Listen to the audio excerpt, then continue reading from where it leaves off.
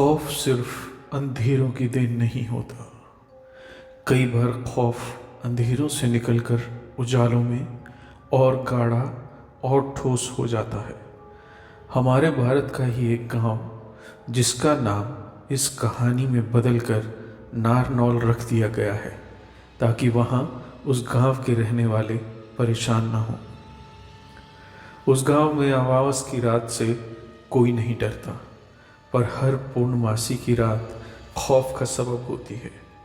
ऐसा माना जाता है कि वहाँ बरसों पुराना एक बरगद का पेड़ है जिसने कई पुश्तों के उतार चढ़ाव देखे हैं।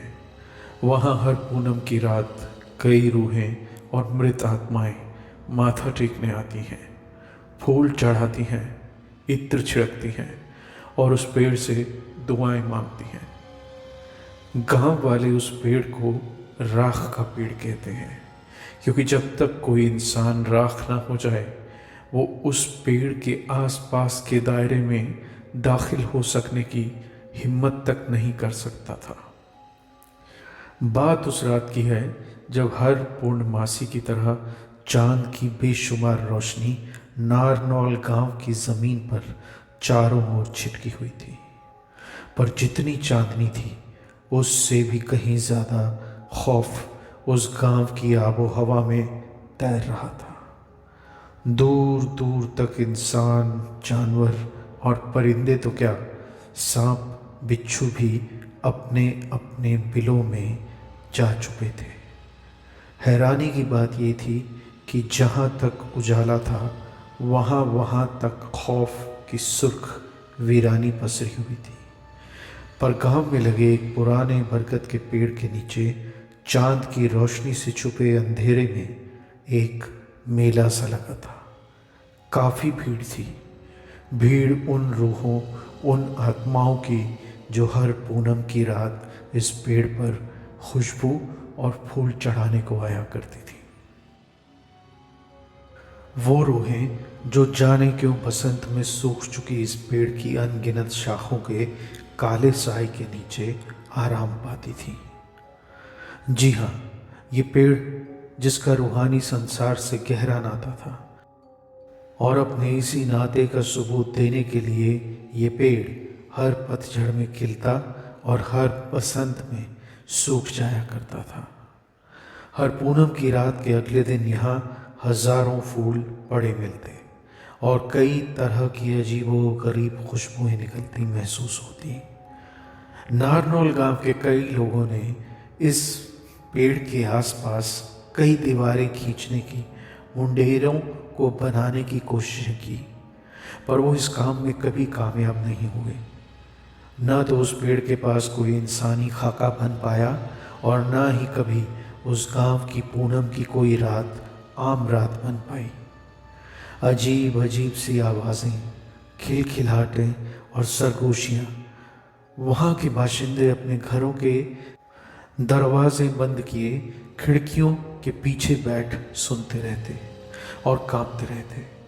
कभी कभी तो वहाँ से आने वाली महक इतनी तेज़ हो जाती कि वहाँ सोना भी मुहाल हो जाता। कुछ खौफ से, कुछ खुशबू से और कुछ उन अनजान आवाज़ों से घबराकर अपने बिस्तर और तकियों से चिपके रहते। उससे भी ख़राब बात थी कि कोई भी गांव के बाहर का रहने वाला उनकी इस परेशानी को सच नहीं मानता था और इसीलिए उन्हें किसी भी बाहर के इंसान से इस बारे में कोई मदद मिलने की कोई आस नहीं थी। ना चाहते हुए भी वो पेड़ गांव में रहने वालों की ज़िंदगी, किस्मत और गांव के नक्शे का अभिन्न हिस्सा बन चुका था। पर एक वाक़या ऐसा गुजरा जिसे आज के पढ़े लिखे लोग बकवास समझकर झुठला देंगे। हालांकि वहाँ उस पेड़ से आती खुशबू और फूलों की हजारों पंखुड़ियाँ वहाँ की हौलनाक असलियत का सबूत हैं, पर गांव के बाहर का हर इंसान ऐसा मानता है कि ये बरसों से वहाँ के गांव वालों की फैलाई कोई अफवाह है जिस पर ध्यान देना निरी बेवकूफ़ी है। नारनौल गांव का ही एक युवा लखनवीर और एक युवती करौली, दोनों को एक अजीब सी बात सूझी। कई प्रेमी जोड़े आम प्रथाओं से हटकर कुछ नया करने की कोशिश करते हैं। ऐसा ही कुछ उन दोनों ने भी सोचा, जो न ही सिर्फ अलग था बल्कि काफ़ी खतरनाक भी था। हालांकि वो दोनों एक दूसरे से भरपूर प्यार करते थे और उन दोनों की शादी भी उनके घर वालों की मर्जी से ही हो रही थी, पर फिर भी शायद उनके लिए इतना काफ़ी नहीं था। उन दोनों ने पूनम की रात को ही राख के उस पेड़ के नीचे विवाह बंधन में बंधने की अजीब सी बात सोची और छुप छुपा कर एक पूरे चांद की रात को उनके कदम वहाँ चलते रूहों और मृत आत्माओं के मेले के बीच उस पेड़ की ओर बढ़ चले। उस पेड़ के पास मत जाओ रे, एक बूढ़ी काकी ने अपनी जान की परवाह न करते हुए अपनी झोंपड़ी की खिड़की से ही एक सख्त तेज आवाज में उन दोनों को चेताया। उसकी वृद्ध आंखें नारनौल गांव की छोटी सी झोंपड़ी की मंद रोशनी में पुराने सिक्कों की तरह चमक रही थी। ये कोई मामूली पेड़ नहीं है, इसी गांव में पले बड़े हो फिर भी पगला गए हो क्या? उसकी लड़खड़ाती आवाज़ वैसे तो एक बड़बड़ाहट सी ही थी, जैसे कि वह अपने सामने खड़े जवान जोड़े से नहीं बल्कि उसकी झोंपड़ी की मिट्टी की दीवारों पर नाच रही परछाइयों से बात कर रही हो। लड़के और लड़की ने हड़बड़ाकर एक दूसरे को देखा। उन्होंने उस बूढ़ी काकी की डांट पहले भी सुनी थी, लेकिन उन्हें आज के नए ज़माने में इन सब बातों पर कोई विश्वास नहीं था। उन्होंने उसकी बातों को पुराने ज़माने की दकियानुसी बातें समझकर नज़रअंदाज कर दिया। वैसे तो उनका प्यार ही एक दूसरे के लिए काफ़ी था, उन पुराने वहमों, अंधविश्वासों और डरों से बिल्कुल अनजान। वो डर जो गांव के बूढ़े बुजुर्गों के दिलों से सख्ती से चिपका हुआ था।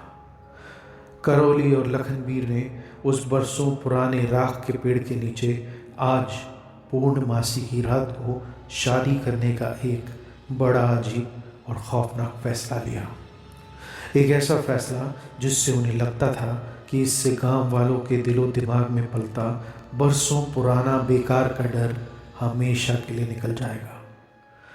लखनवीर ने करौली का हाथ थाम लिया और उसे धीरे से दबाकर कहा, चिंता मत करो, हमें कुछ नहीं होगा, हम ठीक रहेंगे। उसने उसे हिम्मत दी, हमारा प्यार हमें बचाएगा, चिंता मत करो। गांव वालों के मुताबिक ये एक पागलपन से भरा कदम था। गांव वाले जानते और मानते थे कि ये राख का पेड़, ये पुराना बरगद एक ऐसा पेड़ है जिसकी जड़ें गांव के हर घर के नीचे फैली हैं, जिस वजह से यह गांव के हर निवासी की बात सुन सकता है।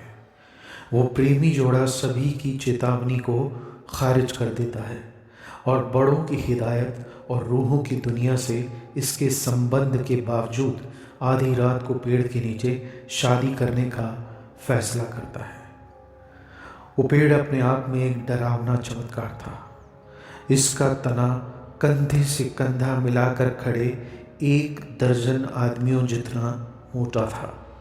इसकी शाखाएं किसी बड़ी ताकत का स्वागत करने वाली बाहों की तरह फैली हुई थी। रात की हवा में पत्तियों की फुसफुसाहट उन राजों को बयां करती थी जिन्हें गांव के बड़े बूढ़े ही समझ सकते थे।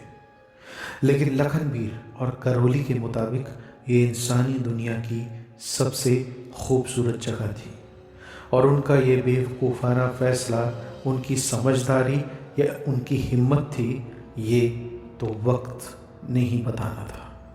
हवा चमेली की खुशबू और प्रत्याशा से भरी हुई थी। ग्रामीण सोए हुए थे, हर पूनम की रात की तरह अपने घरों की दीवारों के पीछे दुबके उनके चेहरे हैरानी, डर और चिंता से भरे हुए थे। वहाँ के मंदिर के पुजारी जी, एक उम्र दराज व्यक्ति जिनकी दाढ़ी राख के पेड़ पर चढ़ते चमेली के फूलों की माला सी सफ़ेद हो गई थी। वो आज भी गांव वालों की हिफाजत के लिए प्राचीन मंत्रों का पाठ कर रहे थे। उनकी आवाज़ वीरान पड़े गांव के चारों ओर पवित्र आवाज़ों का कवच सा बन रही थी।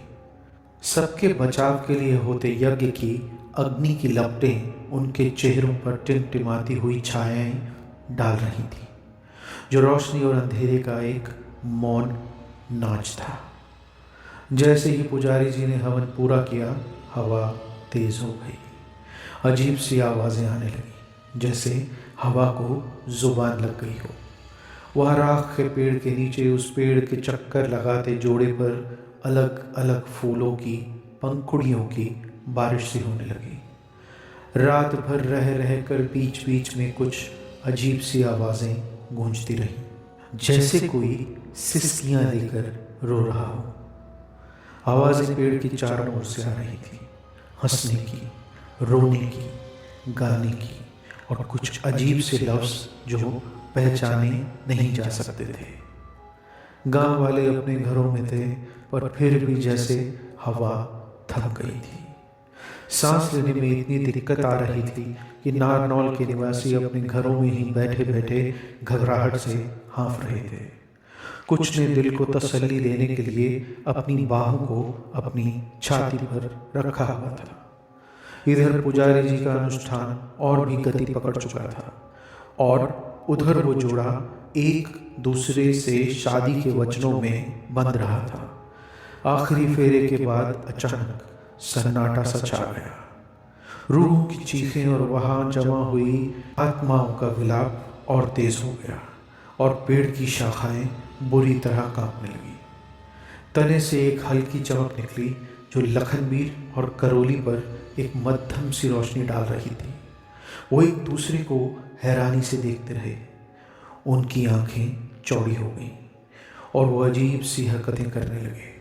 वहाँ मौजूद उनकी शादी में शरीक हुए अनदेखे मेहमानों के सामने एक अजीब सा वाकया हो गुजरा। करोली की साड़ी ज़मीन पर गिर गई, जिससे एक शरीर दिखाई दिया जो अब उसका नहीं था। लखनवीर ने नीचे देखा और ख़ुद को एक ऐसे लिबास में पाया जो उसके नए रूप से लिपटा हुआ था। अपरिचित, अनजान और फिर भी किसी तरह अजीब। उस राख के पेड़ ने शायद उन पर कब्जा कर लिया था, उनके वजूद को इतनी आसानी से बदल दिया जैसे कोई इंसान एक जोड़ी जूते बदलता है। उस चांद रात की रूहें वहीं तैरती हुई नजर आने लगी थी।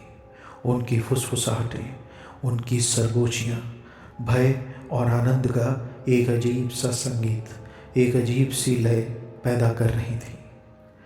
वो नया शादीशुदा जोड़ा अब एक दूसरे के शरीर में दाखिल हो चुके थे। लखनवीर की आत्मा करोली के शरीर में, और करोली की रूह लखनवीर के शरीर में दाखिल हो चुकी थी। दोनों सब पकाए हैरान और डरे हुए उस राख के पेड़ के सामने सुन खड़े थे। उनके आसपास की फुसफुसाहटें अब धीमी हो चुकी थीं। उनके चेहरों की चमक फीकी पड़ चुकी थी, बल्कि चेहरे फक सफ़ेद हो चुके थे। यहाँ पुजारी जी का अनुष्ठान पूरा हुआ और ऐसा लगा जैसे कि मंत्रों की अंतिम गूंज के साथ सभी रूहें, सभी आत्माएं गायब हो गई हों। बड़ी हिम्मत कर उन्होंने अपने बर्फ से जमे कदमों को हरकत दी और धीरे से एक दूसरे की ओर बढ़े। उनकी धड़कनों की तेज़ी एक जैसी ही थी। तभी तेज़ हवा का एक झोंका आया। वो बरगद हल्का सा थिरका और झुका, जैसे कि उसने भी उनसे कुछ कहा है, जैसे कि उसने अभी अभी इस जोड़े को कोई ऐसा आशीर्वाद दिया है जिसकी किसी ने कल्पना भी नहीं की होगी। इस घटना ने सभी गांव वालों को भीतर तक दहला दिया था और उनकी खौफ और दहशत को सही ठहरा दिया था। उस नए जोड़े के घर वाले तो समझ ही नहीं पा रहे थे कि मातम मनाएं या खुशी।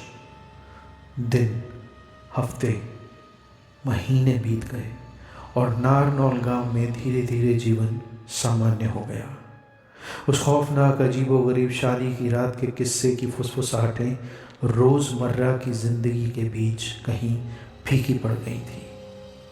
लेकिन लखनवीर, जो अब एक लड़की था, और करोली, जो अब एक लड़का थी, राख के पेड़ की रहस्यमयी पोशीदा ताकत की याद लगातार दिलाते थे। इस सब के बाद कोई चारा न होने के कारण, अपने प्यार को देखते समझते हुए और इसे अपनी बेसमझ करनी का नतीजा मानते हुए, उन्होंने एक जोड़े के रूप में जिंदगी गुजारना शुरू कर दिया था। इस मुसीबत ने उनका बंधन शायद पहले से कहीं ज़्यादा मजबूत कर दिया था। महीने बीत गए और लखनवीर, जो अब करौली थी, वो गर्भ से थी। कोई उनकी हंसी उड़ाता, कोई उनसे नफरत करता, तो कोई उन पर तरस खाता था। उनको और उनके घर वालों को अब कोई गांव के किसी सुख दुख में नहीं बुलाता था। मर्द से औरत बनी करौली हर गुजरते दिन के साथ और अधिक चिंतित होती जा रही थी। बड़े बुजुर्ग धीमी आवाज़ में उस पेड़ से आने वाली चीखों और खुशबू और इन दोनों के अजीब से हश्र की बातें किया करते थे। करौली के बढ़ते पेट ने उस पुरानी डरावनी घटना को एक बार फिर लोगों की जुबान पर ला दिया था। चाह कर भी इसे कोई अनदेखा नहीं कर सकता था। आखिर बच्चे के जन्म की रात आई और इसके साथ ही एक ऐसा हादसा गुजरा जिसने गांव के ताने बाने को ही हमेशा के लिए उधेड़ कर रख दिया। करौली की कोमल गोद में लेटा नवजात बच्चा कोई इंसानी बच्चा नहीं था। उसके बदन में इंसानी मांस, हड्डियां और खून नहीं था। उस पूरे चांद की रात उस राख के पेड़ के नीचे लिए शादी के फेरों और उनके संबंधों से पैदा हुआ बच्चा एक इंसान नहीं बल्कि एक पौधा था। उस राख के पेड़ की बेहूदी ताकत का एक जीता जागता सांस लेने वाला श्राप। उस रात की फुसफुसाहटों से पैदा हुई एक बद्दुआ। भले ही ये दिखने में एक पौधे सा था, पर फिर भी ये एक दूध मुहे बच्चे की तरह रोता था। इस छोटे से श्राप की पत्तियां उसकी हर सिसकी के साथ बुरी तरह कांपती थी। करौली और लखनवीर टूट गए थे। उनके नए जीवन का सपना ऐसे टूटेगा वो सोच भी नहीं सकते थे। उस पौधे की शक्ल इख्तियार किए बच्चे की सिसकियां किसी तरह भी रुक नहीं रही थी। दूध, पानी, सब कुछ चढ़ाया गया, पर वो रोता ही रहा। और अब उस मनहूस के बदकिस्मत माँ बाप ने रोते सिसकते हुए उस पौधे को अपने घर के सामने के आंगन में रखा और करौली से लखनवीर बना उस पौधे नुमा बच्चे का बाप उसके पास ही खाट डालकर सो गया था। पर उनकी ये मनहूसियत अभी और बढ़ने वाली थी। पहर दर पहर रात गुजरी और सुबह पौ फूटने तक वो छोटा सा पौधा अब एक बरगद के पेड़ में बदल चुका था, जो उनके जीवन को बदलने वाले राख के पेड़ जैसा ही खतरनाक था। अगली पूनम की रात हजारों भटकती रूहें, मृत आत्माएं वापस लौट आईं और इस नए पेड़ पर उसी उत्साह से फूल और इत्र चढ़ाने लगी जैसे सदियों से उन्होंने हमेशा राख के पेड़ पर चढ़ाया था। पर जाने क्यों फिर भी वो पेड़ उजाड़ ही रहा। प्यार, भूख और प्यास के लिए आती उसकी सिसकियाँ, उसकी पुकारें कभी नहीं रुकी। गांव वाले दूर से ही देखते थे कि कैसे वो रोता सिसकता पेड़ बढ़ रहा था।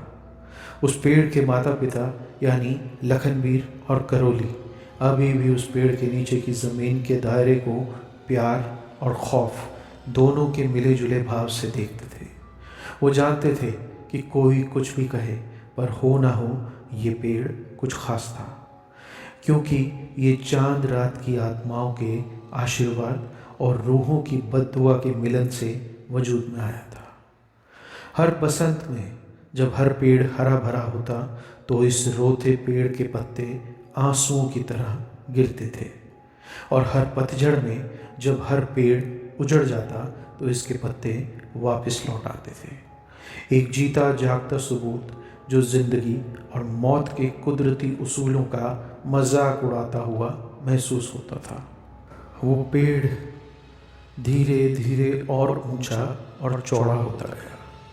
उसकी शाखाएं किसी बच्चे की बाहों की तरह फैलती गईं, जैसे अब जाने किसे गले लगाने की कोशिश कर रहा हो। उसकी चीखें तेज होती गईं और अब हर रात दूर दूर तक के इलाके में सुनाई देती। उसकी सिसकियां जैसे कोई खौफनाक धुन जो रात की हवा में गूंजती थी। किसी ने चाहे कितनी भी कोशिश की हो, कोई भी उसकी सिसकियां बंद नहीं कर सका या उसकी भूख को शांत नहीं कर सका था। ऐसा लग रहा था जैसे उसके माँ बाप की तड़प ही उस रोते पेड़ के वजूद को पाल रही थी। करौली और लखनवीर अब असली राख के पेड़ के हर आने वाली चांद रात को उस पेड़ के पास जाते थे। उन्हें ऐसा लगता था कि जैसे ये कोई बुरा सपना है और उस पेड़ के नीचे बार बार जाने से शायद किसी दिन ये सपना टूटे और वो वापस अपनी शादी की रात में पहुंचकर अपनी भूल सुधार ले। हो सकता है कि अनजान रूहें उनके दिलों की मायूसी को समझेंगी, उनके आंसुओं को पहचानेंगी और उन्हें उनके पुराने रूप में वापस ले आएंगी। लेकिन जैसे जैसे वक्त बढ़ता गया और मौसम बदलते रहे, ये साफ हो गया कि या तो ये एक तोहफा था या शायद एक बड़ा बोझ जिसे अब किसी तरह भी हटाया नहीं जा सकता था। वो रोता पेड़ बढ़ता रहा और उसके साथ उस जोड़े का किस्सा भी फैलता रहा। उसके साथ ये चेतावनी भी बढ़ी, जिसने राख के पेड़ के साथ खिलवाड़ करने की कोशिश की उसका बुरा हश्र ही हुआ। और उन दोनों बदकिस्मतों ने तो उस पेड़ के नीचे शादी करने की हिमाकत की थी। चौपालों और घरों में होने वाली फुसफुसाहटें एक कहानी में बदल गईं, जो एक पीढ़ी से दूसरी पीढ़ी तक पहुंचती रही। एक डरावनी लोरी जो बच्चों को डरा कर सुला दिया करती थी और सुनने वालों की रीढ़ की हड्डी में सिहरन पैदा करती थी। फिर भी साल दर साल पलते इस सारे खौफ के बीच नारनौल के कुछ लोगों के लिए लखनवीर और करौली की हिम्मत के लिए उन लोगों के होठों के पीछे दबा एक सम्मान भी था।